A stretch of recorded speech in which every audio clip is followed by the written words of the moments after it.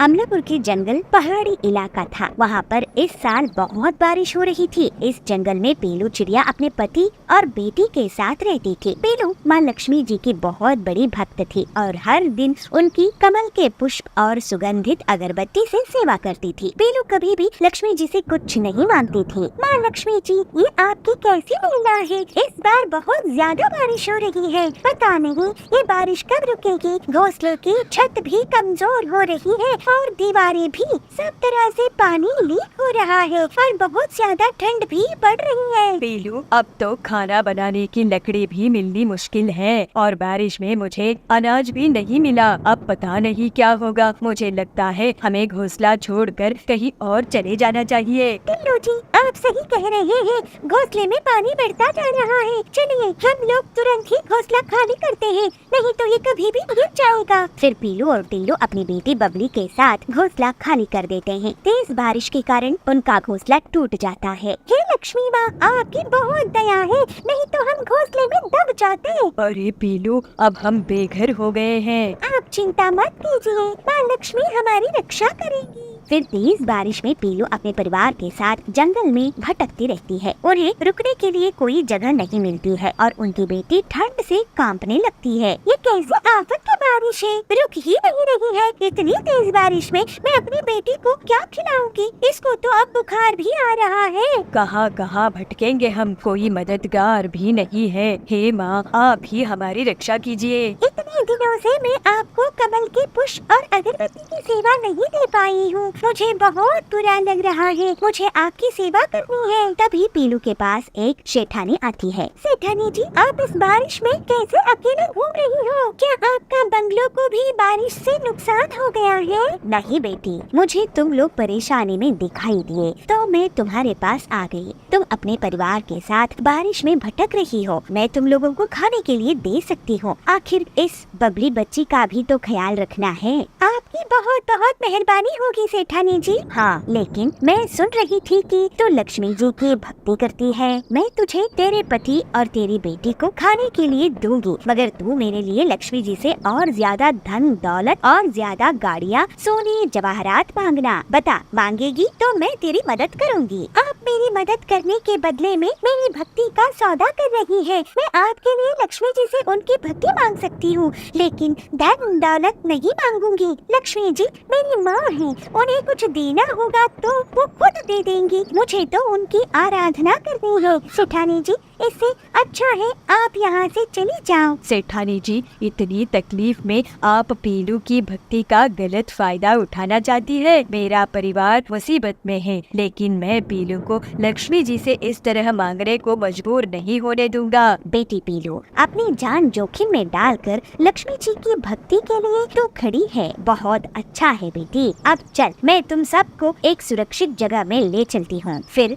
सेठानी उनको जंगल की एक जगह में ले आती है। ये मेरा घर है, अब से ये तुम्हारा हुआ। लेकिन सेठानी जी, अभी तो आप और ज्यादा धन दौलत मांगने को कह रही थी, अब अचानक से आप हमें इतना सुंदर घर ही दे रही हैं। तुम मुझे पहचानी नहीं क्या बेटी? माँ लक्ष्मी जी, सेठानी की जगह अब लक्ष्मी जी प्रकट हो जाती है। पीलू, मैं तुम्हारी भक्ति से बहुत खुश हूँ। तुम्हें अपनी भक्ति का सौदा नहीं किया बेटी, नहीं तो सब मुझसे कुछ न कुछ मांगने के लिए ही रहते हैं। तुमने मेरी बहुत अच्छे से सेवा की है। ये घर आज से तुम्हारा हुआ और अब से तुम दोनों पति पत्नी गरीबों की सेवा करना। तुम्हारी गरीबी अब हमेशा के लिए जा चुकी है। ऐसा कहकर लक्ष्मी अंतर ध्यान हो जाती है। माँ, आपके आशीर्वाद से हम सुखी रहेंगे। मैं आपकी और अच्छे से अच्छी सेवा करूंगी। लक्ष्मी माँ ने साक्षात दर्शन दिए। पीलू, ये सब तुम्हारे कारण हुआ। अब हम माँ के निर्देश के अनुसार गरीबों की मदद करेंगे। जी टिल्लू जी।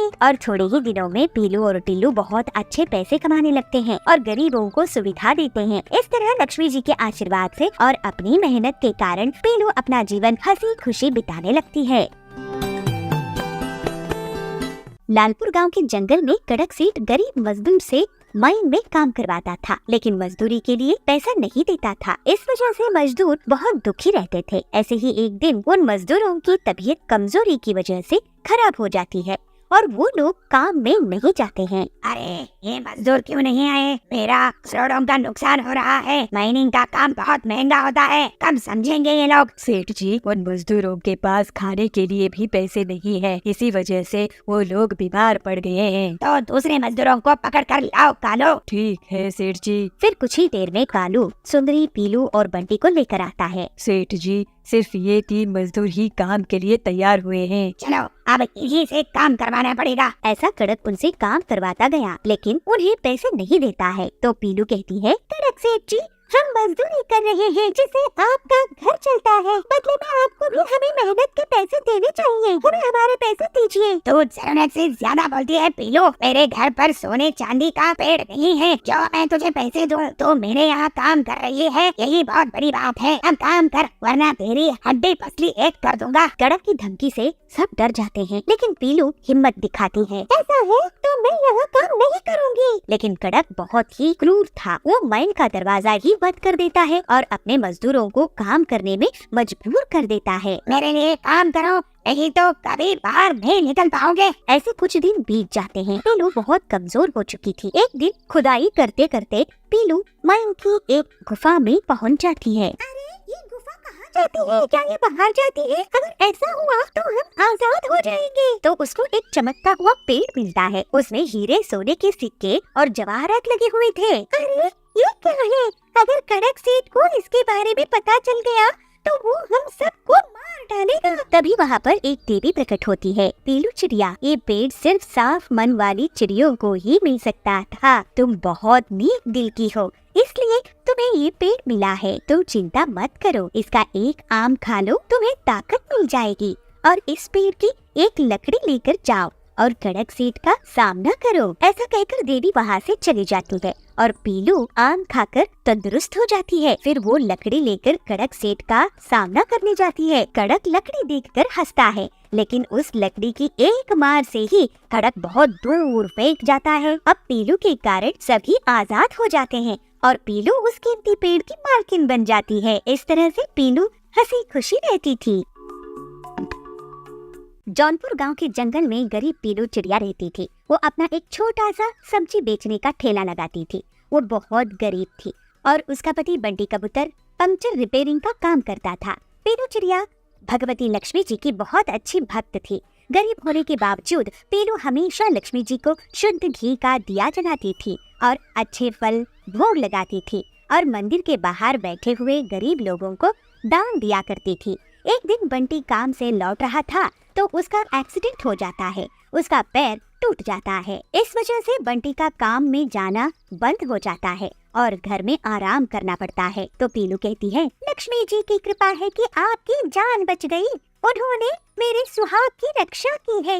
अब मैं ज्यादा काम करूँगी और घर के लिए और आपके लिए पैसे कमाऊंगी। तो बंटी कहता है, तुम कैसे ज्यादा काम करोगी पीलू? हमारे पास जितने पैसे हैं उसे सब्जी की कम खरीदी होती है। अब तो मेरे एक्सीडेंट के कारण खर्चा और बढ़ गया है। वैसे भी हमारा घर बड़े मुश्किल से चलता था। आप दुखी मत होइए जी, माँ लक्ष्मी जी सब जानती है, सब संभाल लेंगी वो। मैं मेहनत करूंगी ना। ऐसा कहकर पीलू पैसे कमाने के लिए और मजदूरी का काम करने लगती है। वो अपने नियम से माँ लक्ष्मी जी को भोग लगाया करती थी और उनकी पूजा करती थी। बारिश के कारण से उसकी सब्जियां भी कम बिकने लगती है और बहुत सारी ऐसे ही बच जाती थी, जिससे उसको नुकसान होने लगा। एक दिन पीलू जब काम करने के लिए गई तो उसके मालिक ने उसे काम से निकाल दिया। पीलू, अब से मुझे तुम्हारे काम की जरूरत नहीं है, तुम जा सकती हो। लेकिन मुझे पैसों की बहुत जरूरत है सेठ जी। लेकिन मैं क्या कर सकता हूँ, जब तक काम था तब तक के पैसे दिया ना मैंने। अब जाओ। पीलू रोते रोते घर लौट रही थी। हे माँ लक्ष्मी जी, मुझे आज अपने पति को डॉक्टर के पास लेकर जाना था, लेकिन मेरे पास तो पैसे ही नहीं है। अब तो एक्स्ट्रा नौकरी भी चली गई है, पता नहीं हमारा क्या होगा। तभी माँ लक्ष्मी जी उसके सामने प्रकट होती है। बेटी, मैं तेरी तकलीफ को अच्छे से समझती हूँ। तूने बहुत कष्ट देखी है और फिर भी मेरी भक्ति में कमी नहीं लगाई। मैं अब तुझे तेरी तपस्या का फल देने आई हूँ। मुझे तो आपके दर्शन हो गए, यही काफी है। माँ, आपकी हम सेवा करते रहे, यही आशीर्वाद दीजिए। तू बहुत साफ दिल की है बेटी। देख, अभी ठंड का मौसम आने वाला है, सभी के घर में स्वेटर का उपयोग होगा। मैं तुझे स्वेटर बनाना सिखा दूंगी। तू सस्ते स्वेटर बुनकर बेचोगी तो गरीब लोग भी खरीदेंगे। माँ, आप जैसे आदेश करेंगी मैं वैसा ही करूंगी। मैं तेरे लिए एक स्वेटर की मशीन दे देती हूँ, जिससे तू बिना तकलीफ पाए स्वेटर बुन सकती है। मैं सबसे पहले स्वेटर आपके लिए बना कर दूंगी। ठीक है बेटी, मैं तुझसे सबसे पहले स्वेटर लूंगी। और फिर लक्ष्मी जी पीलू के लिए स्वेटर बनाने की मशीन प्रकट कर देते हैं और उसे आशीर्वाद देकर वहाँ से अंतर्ध्यान हो जाते हैं। पीलू घर आती है। देखिए जी, माँ लक्ष्मी जी मुझे दर्शन दिए हैं और मुझ पर कृपा करी और मुझे ये मशीन दी स्वेटर बनाने की। माँ लक्ष्मी जी तुम्हें दर्शन दे दिया, इससे बड़ा आशीर्वाद क्या होगा पीलू। जय माँ लक्ष्मी जी की। फिर पीलू उस मशीन में स्वेटर बनाने में लग जाती है। पीलू सबसे पहले स्वेटर को माँ लक्ष्मी जी को भेंट करती है। माँ लक्ष्मी जी भी खुशी खुशी उस स्वेटर को ले लेते हैं और पीलू सब्जी की दुकान बंद कर देती है और स्वेटर्स को ले जाकर घर के बाहर ही दुकान लगा देती है। अरे वाह पीलू, तुमने तो ये बहुत ही फैशनेबल स्वेटर्स बनाई हो और वो भी अपने हाथों से। आपकी तारीफ के लिए शुक्रिया, पर ये सब माँ लक्ष्मी जी की कृपा से हुआ है। आपको ये लाल स्वेटर लीजिए, इसमें सुंदर लगेंगे आप। हाँ ये अच्छी है। तो तभी वहाँ पे सुंदरी आती है। इतनी सस्ती स्वेटर, वो भी इंटरनेशनल क्वालिटी के। ये क्वालिटी तो बड़ी बड़ी कंपनियाँ भी नहीं देती है। पूरे घर के लिए मैं यही स्वेटर लेकर जाऊंगी। कुछ ही महीनों में आसपास के जंगलों से भी पीलू के स्वेटर्स के ऑर्डर्स मिलने लगते हैं और पीलू अपने पति का बहुत अच्छे से इलाज कराती है। वो भी ठीक होने के बाद पीलू की मदद करता था। पीलू और बंटी गरीबों को मुफ्त में ही स्वेटर देते थे, माँ लक्ष्मी जी की सेवा करते थे। इस तरह से अब उनकी गरीबी दूर हो जाती है और हंसी खुशी रहने लगते हैं।